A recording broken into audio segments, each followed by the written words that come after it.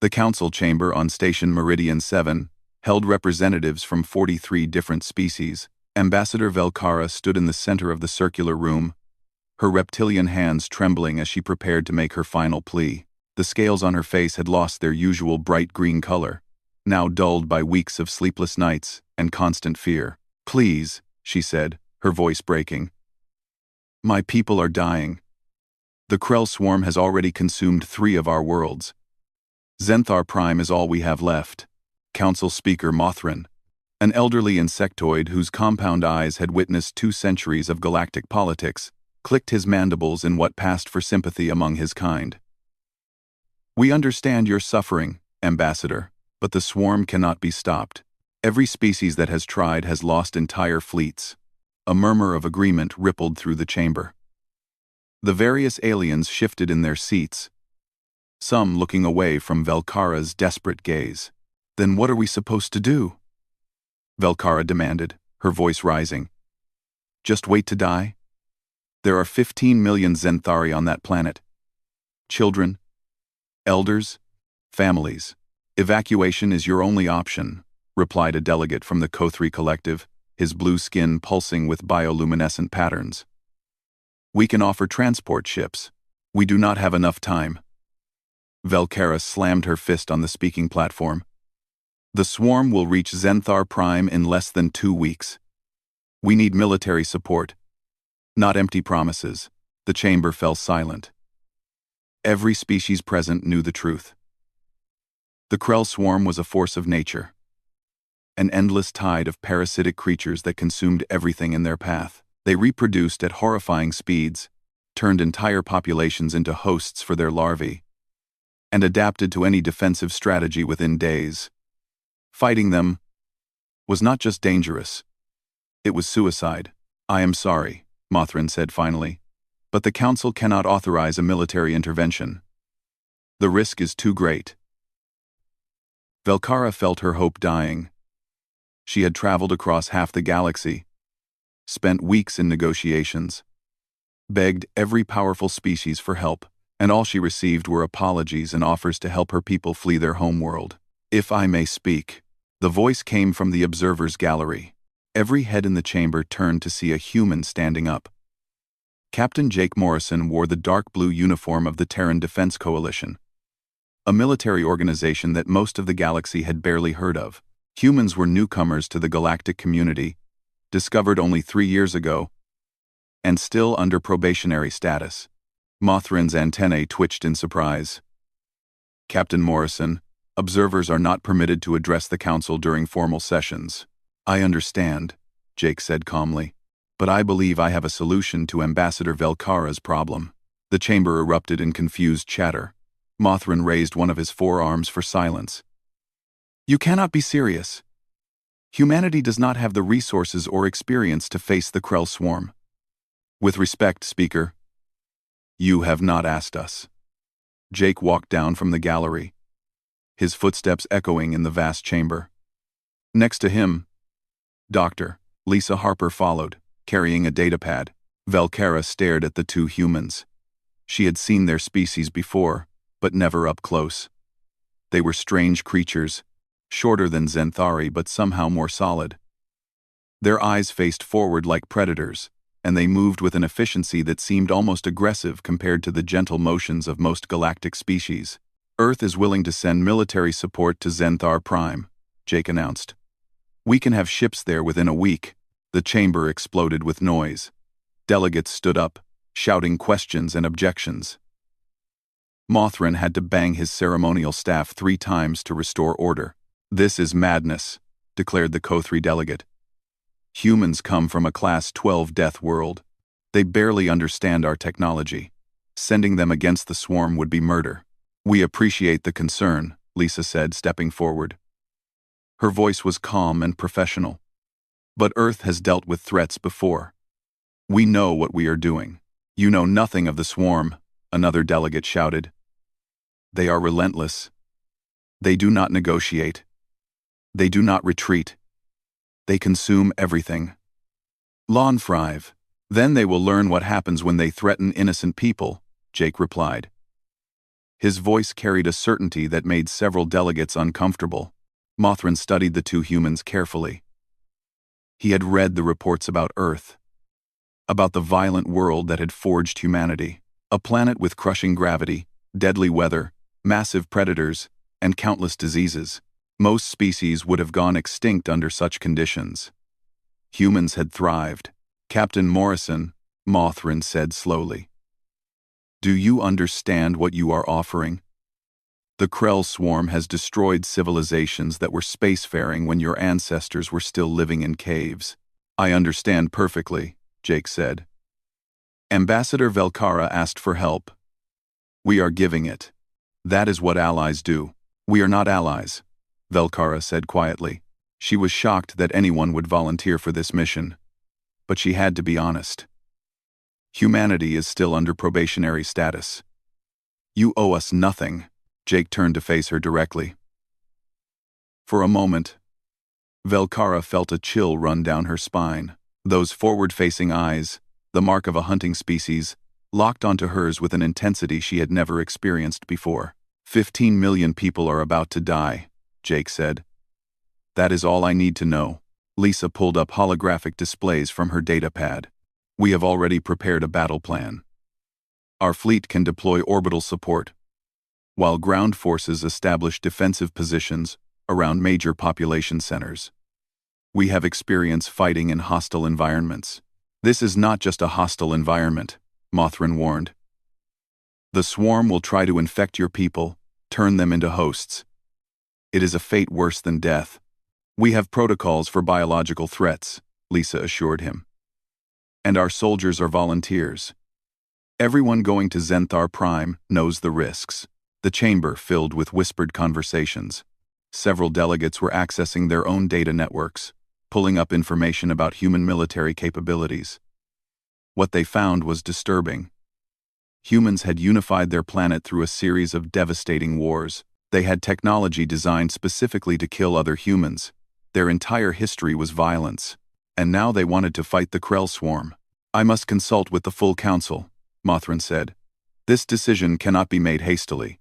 Every day you wait, more Zenthari die, Jake reminded him. Velkara found her voice again. Speaker Mothrin, I formally request Earth's assistance in defending Zenthar Prime.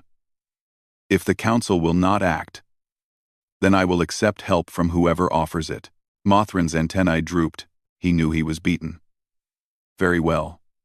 But let it be noted that the Council advised against this action. If humanity wishes to throw their lives away against the swarm, we cannot stop them.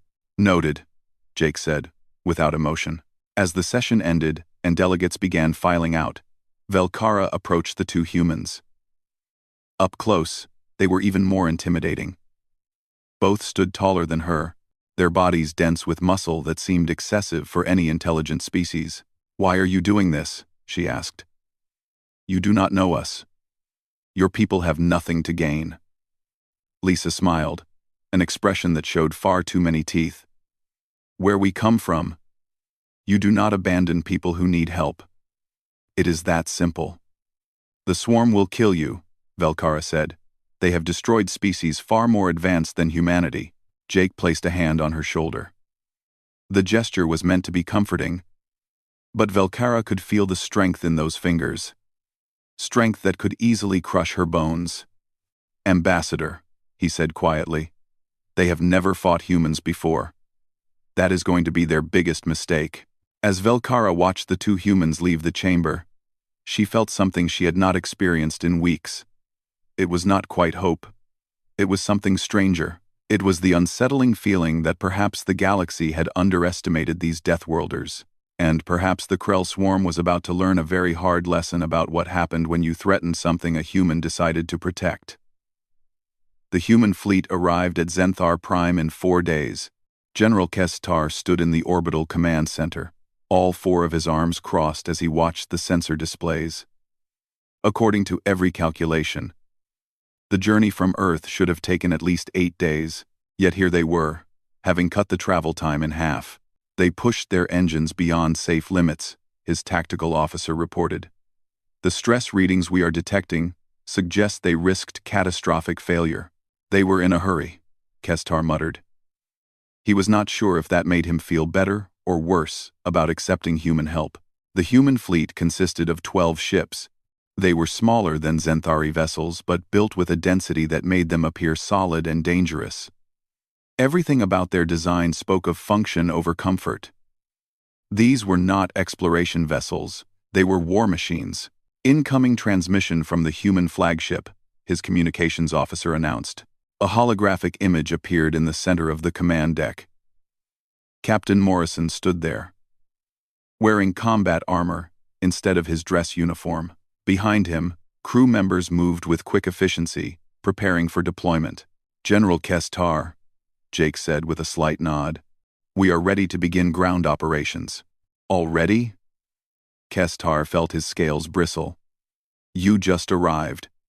Your people need time to rest, to adjust to our gravity, to study the terrain. We studied the terrain during the flight, Jake replied. And Zenthar Prime has 0.8 Earth gravity. Our people will adjust fine. 0.8 gravity. Kestar felt a chill. Earth's gravity was nearly double that of most civilized worlds. These humans had evolved under crushing weight that would cripple other species. Captain, I must protest. The Krell have already established hive networks beneath our major cities. The tunnels are death traps. We have lost entire battalions trying to clear them. Then it is a good thing we are not Zenthari, Jake said without any hint of insult. We are deploying ground forces to grid sectors 7, 12, and 19. We will need local guides familiar with the underground systems. Before Kestar could respond, the first human dropships were already launching from the fleet. He watched them descend toward the planet's surface, moving faster than any sane pilot would attempt. They are going to crash, his tactical officer said with alarm. But the dropships did not crash. They cut through the atmosphere at speeds that should have torn them apart, then pulled up at the last possible moment to land in precise formations. It was the kind of flying that would kill most pilots from the G-forces alone. Kestar made a decision. Prepare my transport. I am going to the surface. His officers protested, but the general silenced them. If these humans were going to die trying to save his world, the least he could do was witness it in person. When Kestar arrived at the human forward base, he found organized chaos. Human soldiers were unloading equipment, setting up defensive perimeters, and preparing for deployment. What shocked him was how easily they moved. Each soldier carried gear that weighed at least 60 kilograms. On Zenthar Prime, such a load would require mechanical assistance. The humans barely seemed to notice. Commander Ben Carter met him at the command tent. The human was tall and broad, with scars on his face that spoke of previous battles. He offered a hand, and Kestar shook it carefully, aware of the strength in those fingers. General, good to meet you in person, Ben said. We are setting up defensive positions around the civilian population centers. We will push the Krell back toward the hive clusters, then seal them in. You make it sound simple, Kestar said. The Krell are not simple enemies. They attack in waves, use the tunnels to emerge anywhere, and their acid spit can dissolve armor. We have read the reports, Ben assured him. Come. Let me show you our preparations. As they walked through the base, Kestar noticed a human female treating a wounded Zenthari child. The medic worked with gentle hands, speaking softly to the scared youngling. Her name tag read Lieutenant Amy Chen. Your people are already treating our civilians? Kestar asked. Of course, Ben replied. That is why we are here. An alarm suddenly blared across the base. Kestar's combat experience kicked in immediately. Krell attack. They must have detected your landing. Ben activated his communication device. All units, defensive positions. Rules of engagement are active. Kestar watched as human soldiers moved into formation with frightening speed.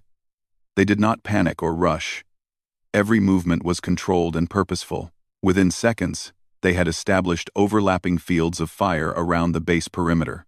The Krell came from the ground. The earth erupted as hundreds of the insectoid creatures burst from hidden tunnels. They were the size of large dogs, with 6 legs, mandibles that could bite through steel, and bodies covered in razor-sharp chitin. Behind them came larger warrior forms, some 3 meters tall.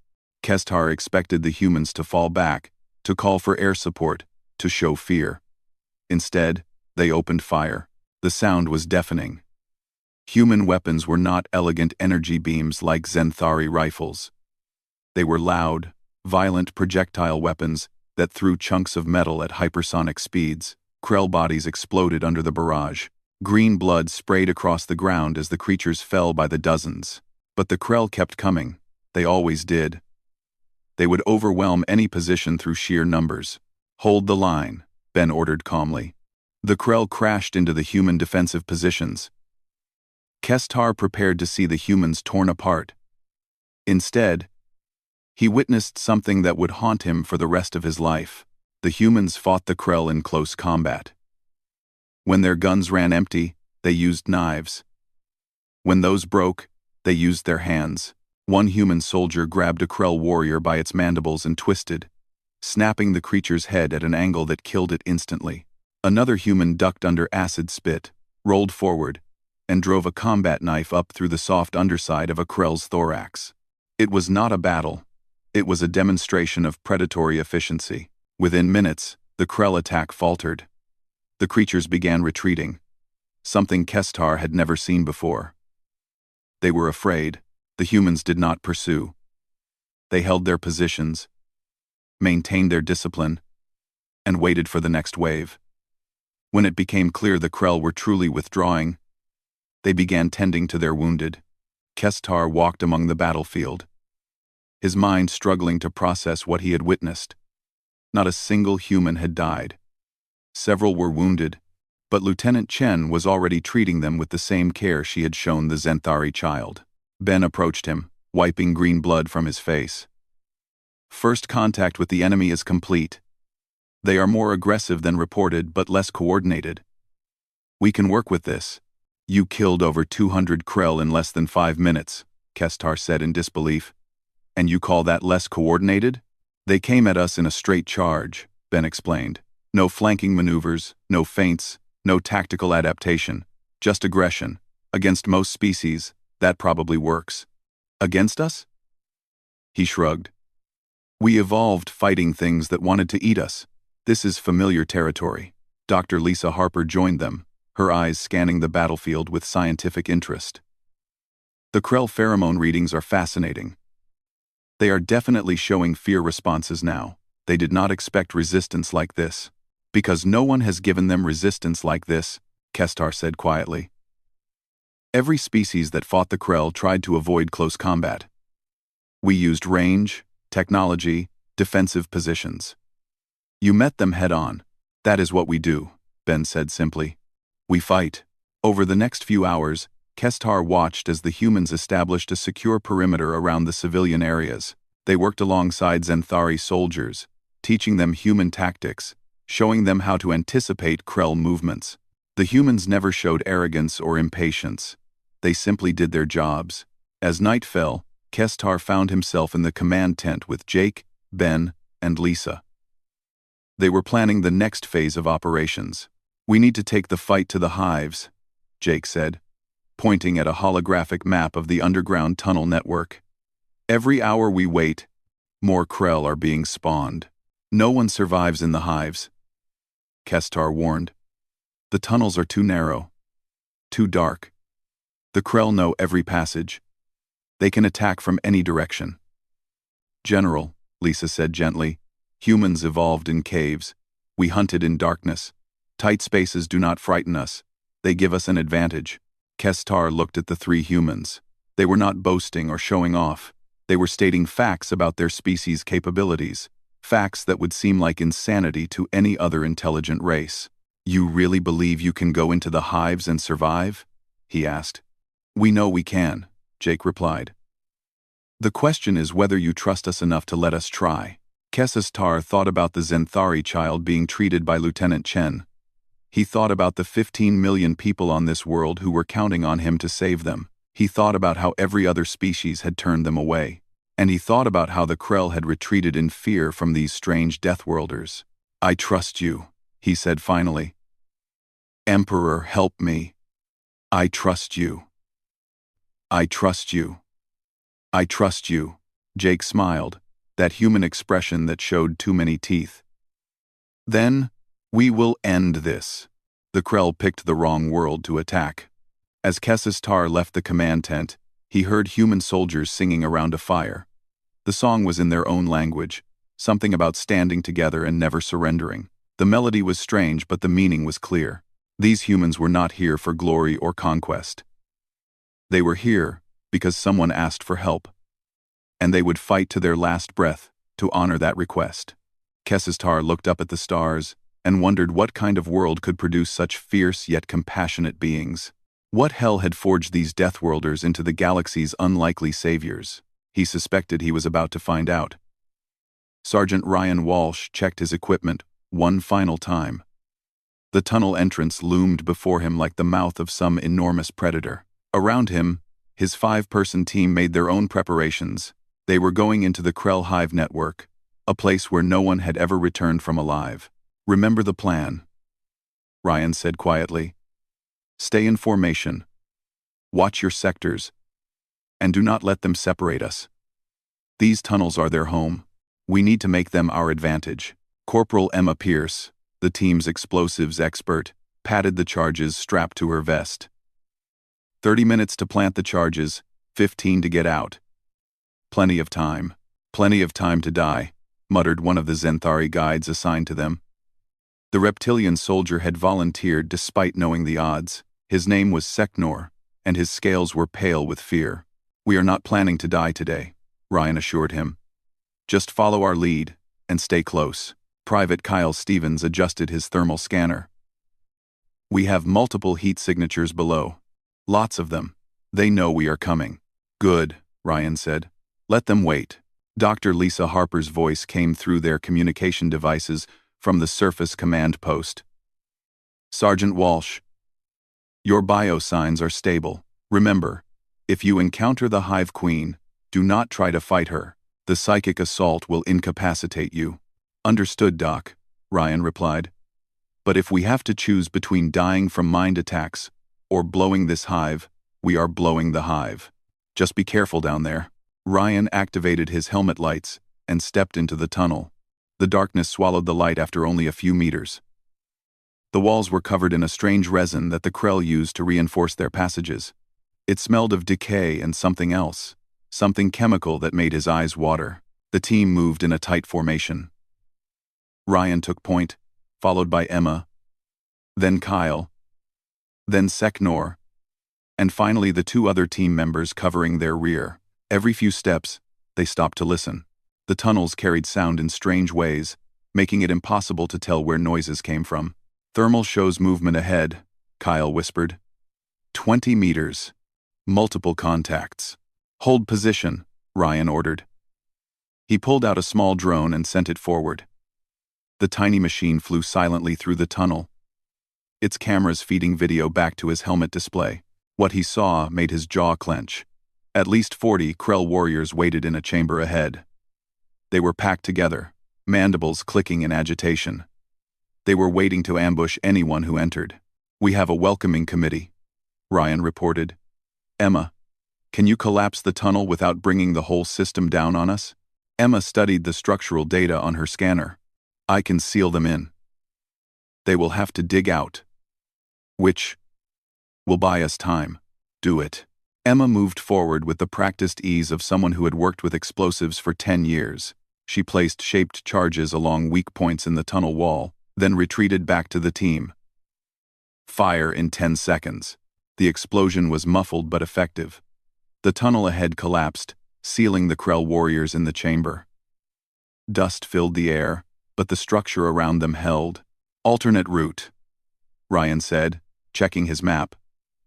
The Zenthari had provided detailed scans of the tunnel network. We go left here, then down 2 levels. As they moved deeper, the temperature increased.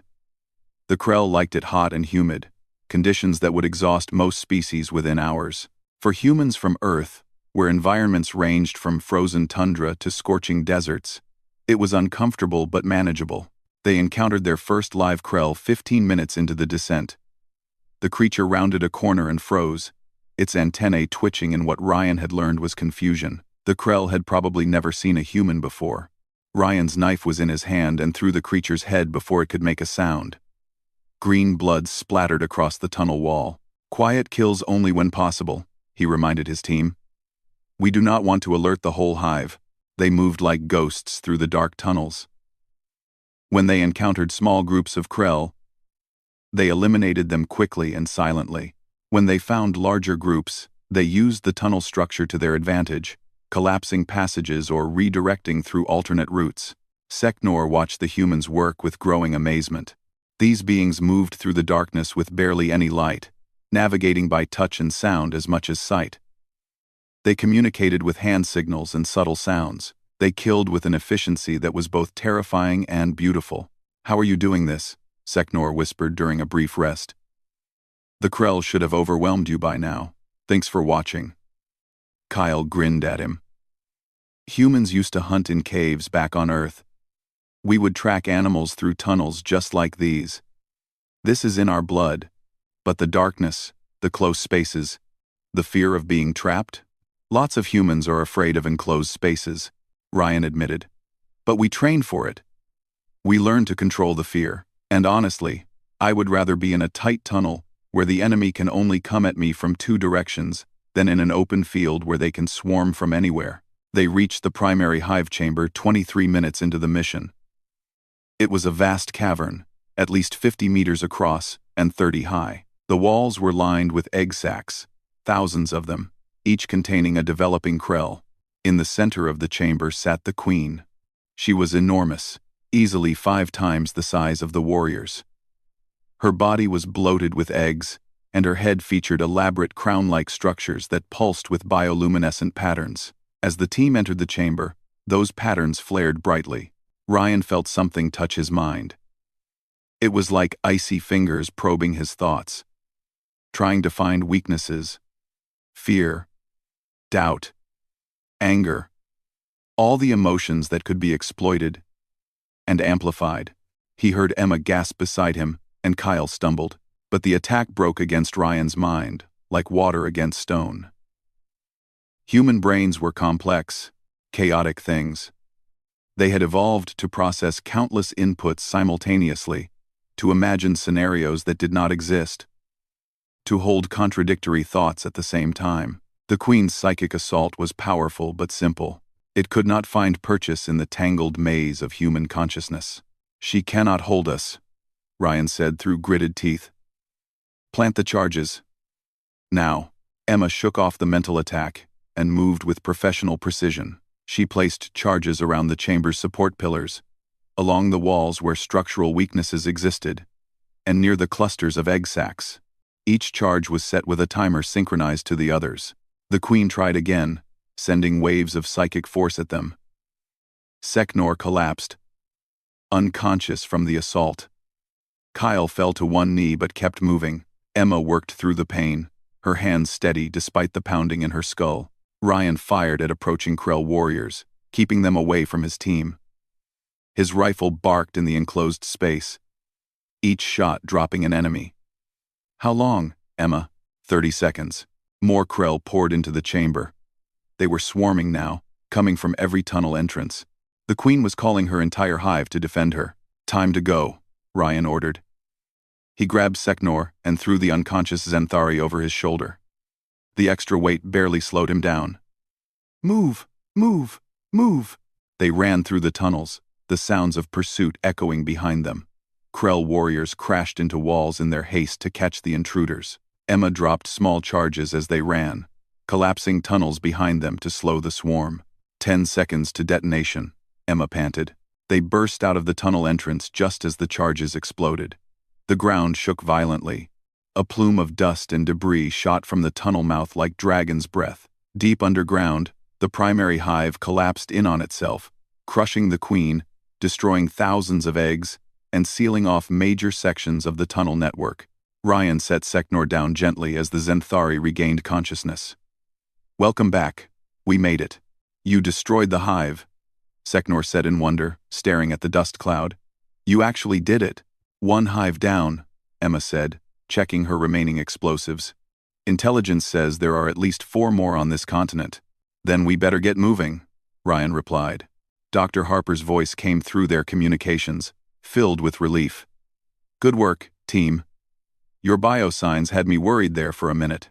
The Queen tried her mind tricks on us, Kyle explained. But human brains are apparently too messy for Krell telepathy to work properly. Fascinating, Lisa said, already making notes. That could be the key to defeating them. They rely on psychic intimidation to weaken their prey. Against species with simpler neural structures, it would be devastatingly effective. Lucky for us we are complicated, Ryan said with a smile. As they walked back to base, Seknor kept looking at the humans with something approaching awe. You were not afraid, even when the Queen attacked your minds. Even when hundreds of warriors chased us. You never showed fear. Oh, we were afraid, Ryan admitted. Fear is natural. It keeps you alert, makes you careful. We just do not let it control us. But how?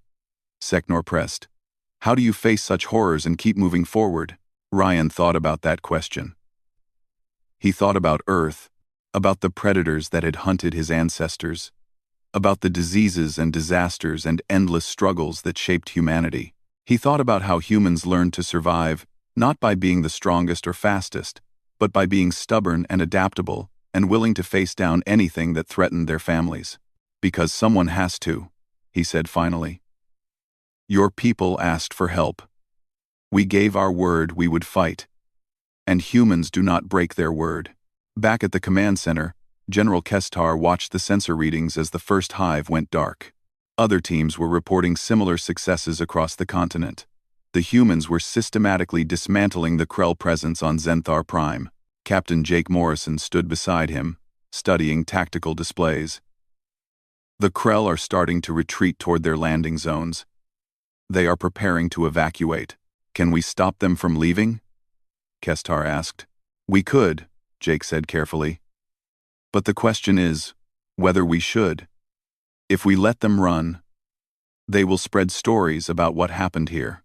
Other Krell swarms will learn that there are beings in the galaxy who can fight back effectively. Kestar understood the strategy. Fear was a powerful weapon. Let them go, let them tell their stories. But as Jake pulled up new sensor data, his expression darkened. We have a problem. A massive Krell fleet just entered the system. They are coming to reinforce their ground forces. How many ships?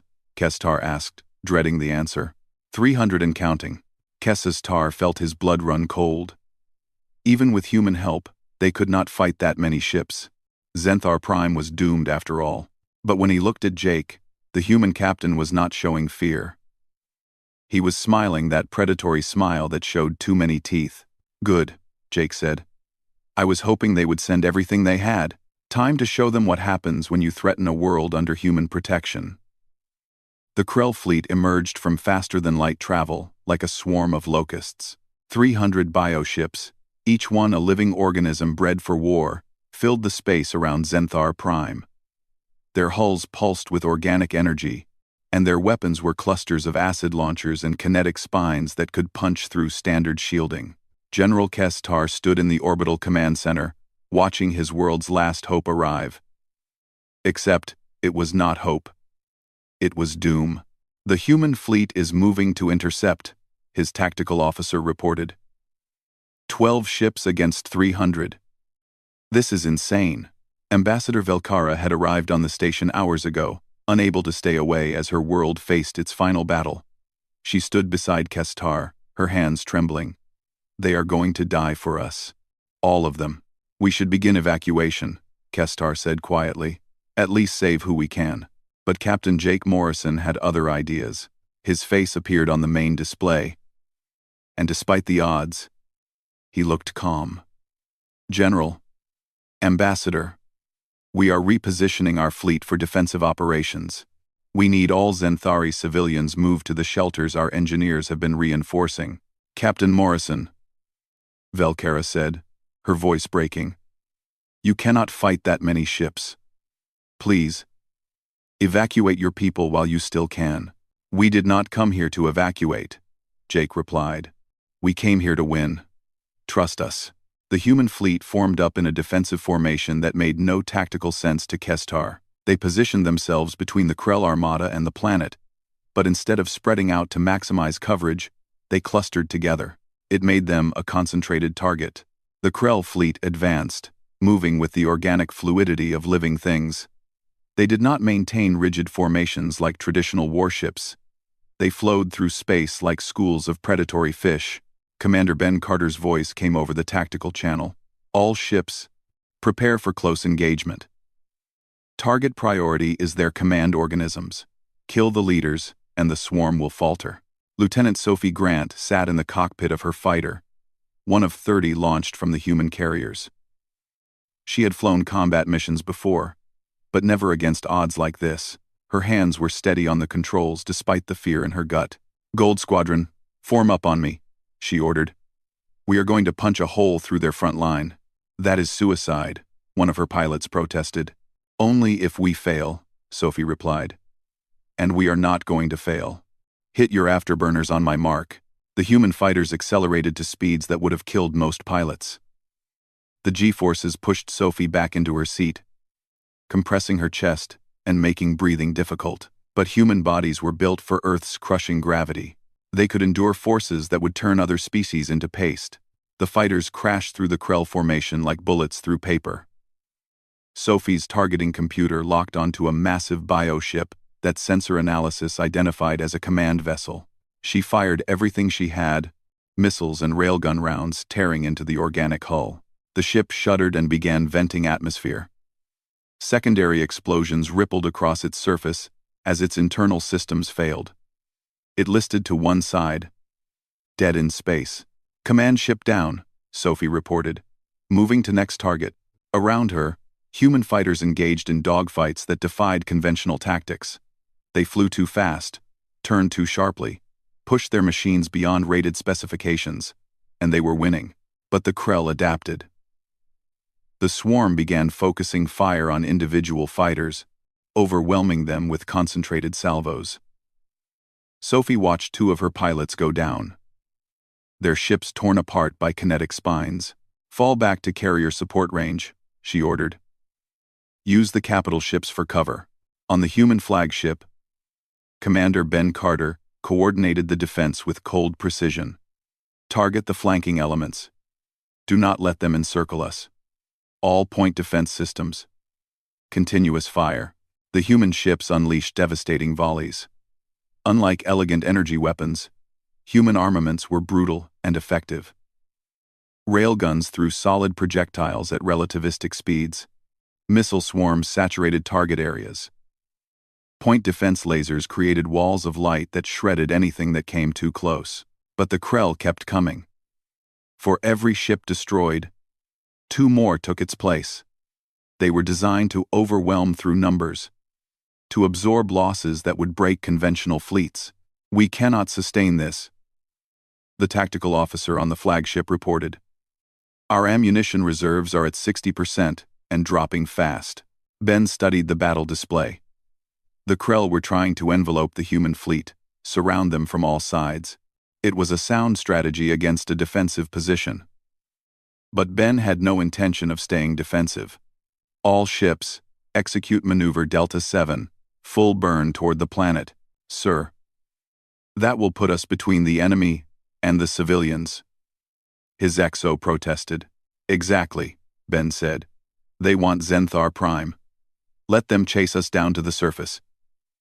Once we are in atmosphere, their numbers mean nothing. The human fleet dove toward the planet, the Krell swarm pursuing like wolves after prey. But as they entered the upper atmosphere, the dynamic changed. The bioships were built for space combat. They could enter atmosphere but not fight effectively in it. The human ships, designed by people who fought wars on a planet with violent weather and crushing gravity, excelled in atmospheric operations. Break formation, engage at will, Ben ordered. The human ships scattered, using the planet's terrain as cover. They skimmed mountain ranges, dove through storm systems, and used the gravity well to their advantage. The Krell, less maneuverable in atmosphere, struggled to track them. Sophie led her fighters in strafing runs against Krell ships that descended too low. They are sitting ducks down here. Light them up. On the ground, human and Zenthari forces watched the sky burn. Debris from destroyed ships rained down like meteors. The air filled with the sounds of explosions and the screech of dying bioships. Lieutenant Amy Chen worked in a field hospital near one of the civilian shelters. The reinforced bunkers that human engineers had built were protecting thousands of Zenthari families from the battle raging overhead. A Zenthari mother clutched her child, watching the sky with terrified eyes. Amy knelt beside them, speaking calmly despite the chaos. "You are safe here. Those are our ships up there, fighting for you." "Why?" the mother asked. "Why do you fight so hard for us? We are nothing to you." Amy thought about that question. She thought about Earth, about how humans had learned to protect each other because the world itself was so hostile. She thought about how compassion was not weakness but the greatest strength her species possessed. "Because it is the right thing to do," Amy said simply. "That is enough." A massive explosion lit up the sky. One of the largest Krell bioships had been hit by concentrated railgun fire from 3 human vessels. It broke apart in the upper atmosphere, its pieces scattering across hundreds of kilometers. The Krell swarm was breaking. They had lost too many ships, too many command organisms. The survivors began retreating, fleeing back toward open space where they could escape. "Let them go," Jake ordered. We held the line, but one Krell ship did not retreat. It was massive, easily twice the size of any other vessel in the swarm. Sensors identified it as the Swarm Queen's ship, the central command organism for the entire fleet. It was diving straight toward the largest civilian shelter. "They are going for a kamikaze run," Ben realized. "If that ship hits the shelter, it will kill everyone inside." Jake made a decision in less than a second. "All ships, intercept course. We block it." "Sir, if we get between that ship and the shelter, there is no room to maneuver," the XO warned. "We will take the full impact. Then we take the impact," Jake said firmly. "Those people are counting on us." The human fleet positioned themselves directly in the path of the massive bioship. It came down like a falling moon, its organic hull burning in the atmosphere. The humans fired everything they had, but the ship was too large, too heavily armored. It was going to hit. On the ground, General Kestar watched in horror. The humans were going to sacrifice themselves to protect Zenthari civilians. Ships full of people who owed his world nothing were about to die to save strangers. "No," Velkara whispered. "Please, no." The bioship slammed into the human flagship. The impact was catastrophic. Both vessels exploded in a fireball that lit up the sky like a second sun. Debris rained down. But the shelter held. The human engineers had built it to withstand orbital strikes, and it proved worthy of their design. But the flagship was gone. Over 300 human crew members had died in an instant to protect Zenthari families they had never met. The battle ended in silence. The surviving Krell ships fled the system, their swarm broken and leaderless.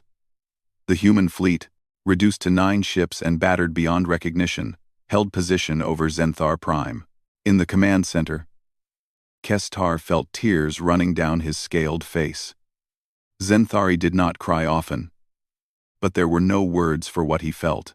Grief, gratitude, shame, and awe, all mixed together. "They saved us," Velkara said softly. "They saved us and asked for nothing in return." Commander Ben Carter appeared on the display. His face was covered in soot and blood, and his uniform was torn.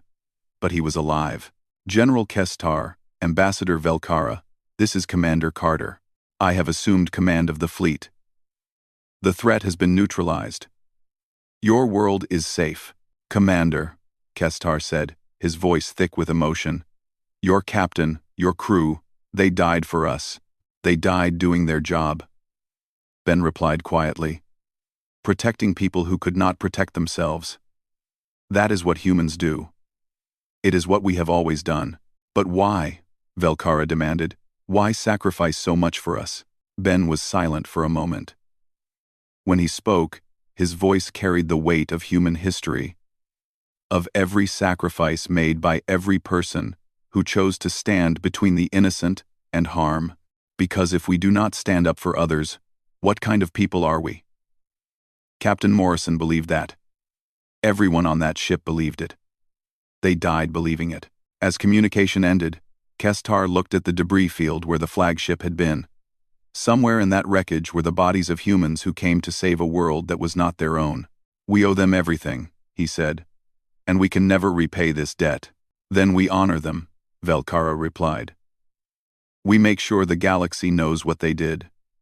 We make sure their sacrifice means something." Outside the shelter, Zenthari families emerged to see the dawn of a new day. A day they would not have lived to see without human intervention. And in the sky above, human ships stood guard, battered but unbroken, watching over the world they had bled to save.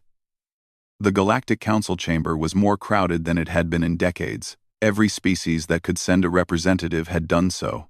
Word of what happened at Zenthar Prime had spread across the galaxy like wildfire, and everyone wanted to understand how a species barely known to the galactic community had defeated the Krell swarm. Council Speaker Mothrin called the session to order, his compound eyes scanning the assembled delegates. "We gather today to discuss the actions taken by humanity in defense of Zenthar Prime. Ambassador Velkara has requested this session to present testimony." Velkara stood in the center of the chamber, but she was not alone. Beside her stood General Kestar and a dozen Zenthari civilians, including the mother and child that Lieutenant Amy Chen had protected. Behind them, holographic displays showed footage from the battle. "Honored Council," Velkara began, her voice steady despite the emotion she felt. "3 weeks ago, I stood in this chamber and begged for help. Every species turned me away. Every species except one." She activated the first display. It showed human soldiers fighting Krell warriors in close combat, their movements efficient and deadly. Several delegates gasped at the violence. "The humans fought for us," Velkara continued. "They entered our hive tunnels, places where no one survives, and they destroyed the Krell from within. They did what every military expert said was impossible." The next display showed the orbital battle. Human ships diving into the atmosphere, engaging impossible odds, sacrificing themselves to protect civilian shelters. "They died for us," Velkara said, her voice breaking. "Over 300 humans gave their lives to protect Zenthari they had never met. They asked for nothing in return. No payment, no territory, no political favors. They helped us because we needed help." A delegate from the Kothri collective stood up, his bioluminescent patterns flashing with agitation. "What we see here is excessive violence. The humans slaughtered the Krell without mercy. This kind of brutality cannot be tolerated in civilized space." "The Krell were trying to consume my people," Velkara shot back. "They were eating our children. The humans stopped them. If that is excessive violence, then I am grateful for it." Another delegate, a Feshan whose species was known for their pacifism, spoke up. "We do not question the humans' intent, but their methods. Such capacity for violence is dangerous. What is to stop them from turning it against us?" Commander Ben Carter, who had been standing quietly in the observers' gallery, stepped forward. "May I address the council?" May I address the council?" Mothrin hesitated, then nodded. "You may speak, Commander." Ben walked to the center of the chamber. His uniform was crisp and clean, but everyone knew he had been there. In the thick of the fighting, the scars on his face were fresh. "You want to know what stops us from turning our violence against you?" Ben said calmly. "The same thing that made us fight for the Zenthari. Our values. Our choice to protect instead of destroy." "Pretty words," the Kothri delegate said dismissively. "But your species has a history of war. Your planet's records show thousands of years of conflict." "You are right," Ben agreed. "Humans have fought wars. We have killed each other over territory, resources, religion, and countless other reasons. Our history is bloody, but do you know what else our history shows?" He pulled up new displays, images from Earth's history. Humans helping strangers during natural disasters. Soldiers protecting civilians at the cost of their own lives. Communities coming together to rebuild after tragedy. Every time we fought, we also learned, Ben continued. We learned that violence without purpose is pointless. We learned that strength without compassion is cruelty. We learned that the greatest victories are the ones where you save lives, not take them. Dr. Lisa Harper joined him in the chamber. She carried a datapad filled with research. May I add some context, Speaker Mothran? Please do, the elderly insectoid replied. Lisa activated a holographic display of Earth. It rotated slowly, showing a blue and green world that looked beautiful from space. But the data overlays told a different story. This is Earth, Lisa explained. 0.98 standard gravities, approximately double what most spacefaring species evolved under. Weather systems that include hurricanes with 300-kilometer winds, earthquakes that can level cities, volcanoes that have caused mass extinctions, temperature ranges from -70 to +70 degrees Celsius. The chamber fell silent as the data continued. Earth is home to millions of species, many of which see humans as prey. We evolved alongside predators that could run faster, climb better, and fight more efficiently than we could. We survived ice ages, plagues, and disasters that would have destroyed softer species. So you are saying humans are violent because your world is violent? Asked a delegate from the Myrine Collective. No, Lisa said firmly. I am saying humans learned compassion because our world is violent. When everything around you is trying to kill you, you learn that the only way to survive is together. We learn to care for our sick, protect our young, and defend our neighbors. Not because it was easy, but because it was necessary. She pulled up more data, this time showing human social structures. Humans form bonds across genetic lines. We adopt children who are not our own. We risk our lives for strangers. We cry at the suffering of people we have never met. Do you know why? Far. Enlighten us, Mothran said, genuinely curious. Because we know what suffering feels like, Lisa said quietly. Every human alive is descended from survivors. From people who endured hunger, cold, pain, and loss. We know what it means to be helpless and afraid, so when we see others in that situation, we cannot turn away. General Kestar stepped forward. May I speak as well? Mothran nodded. I have fought alongside humans, Kestar said. I have seen them in battle and in peace. Yes, they are capable of great violence. But I have also seen their medics treat our wounded with the same care they give their own. I have seen their soldiers share their rations with our civilians. I have seen them choose mercy when violence would have been easier. He gestured to the Zenthari mother and child. This woman's child was injured during a Krell attack. A human medic named Amy Chen stayed with her for 6 hours, under fire, refusing to leave until the child was stable. Lieutenant Chen had never met this family before. She risked her life for a child of another species. That is who humans are. 2. The mother spoke up, her voice small but clear. The humans did not see us as aliens. They saw us as people who needed help. When my daughter was afraid, Lieutenant Chen sang to her, a song from her own world, in her own language. My daughter did not understand the words, but she understood the kindness. Nurse Claire Adams, who had been treating wounded Zenthari at the field hospital, stepped into the chamber. In her arms, she carried a small Zenthari child who clung to her like family. This is Kess's V, Claire said gently. Her parents died in the first Krell attack. I have been taking care of her for the past 2 weeks. When we prepare to leave Zenthar Prime, I am adopting her, with General Kestar's permission. She will come to Earth and become my daughter. The chamber erupted in shocked murmurs. Cross-species adoption was almost unheard of in galactic society. You would raise a child of another species as your own? The Feshan delegate asked in disbelief. She is just a child who lost her family, Claire said. That is all that matters to me. On Earth, we have a saying. It takes a village to raise a child. Well, humanity is Kesvi's village now, Ambassador Velkara felt tears streaming down her face again. Do you see now? Do you understand? Humans did not come to Zenthar Prime for glory or conquest. They came because a child asked for help, because families needed protection, because people were dying. And they will carry that commitment beyond the battlefield. They will raise our children as their own. Mothrin was silent for a long moment. Finally, he spoke. I have lived for 200 years. I have seen countless species join the galactic community. Some came seeking knowledge. Others came seeking trade. A few came seeking power. But never, in all my years, have I seen a species come seeking only to help.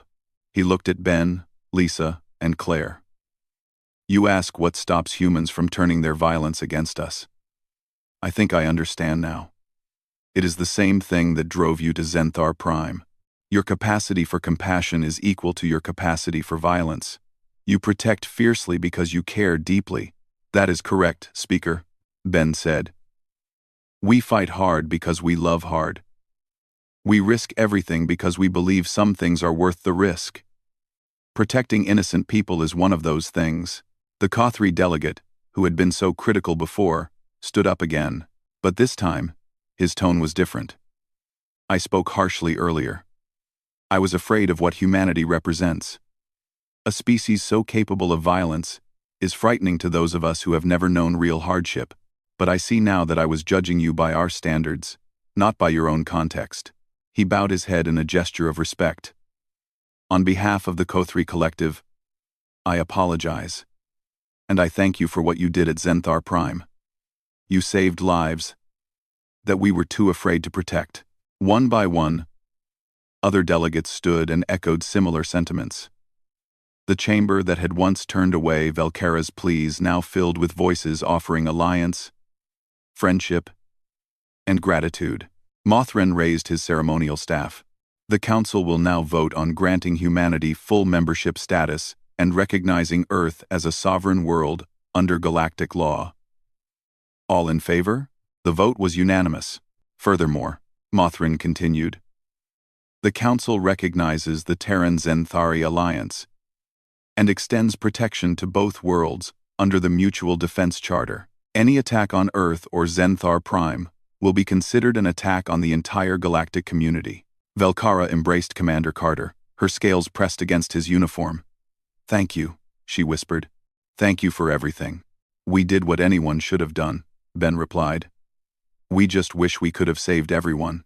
As the session ended and delegates filed out, small Zenthari children approached the human representatives. They carried flowers picked from the gardens on Zenthar Prime, traditional symbols of gratitude in Zenthari culture.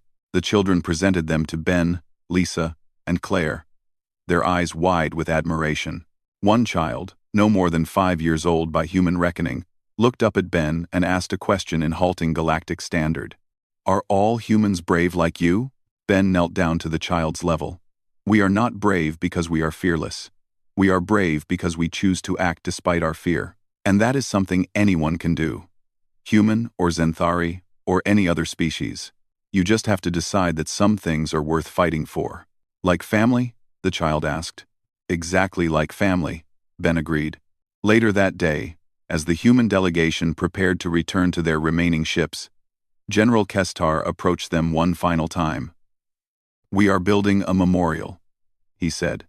For the humans who died defending our world, we want to make sure they are never forgotten. They would have appreciated that, Commander Carter said. But they did not do it for monuments. They did it because it was right. I know, Kestar replied. But we need to remember.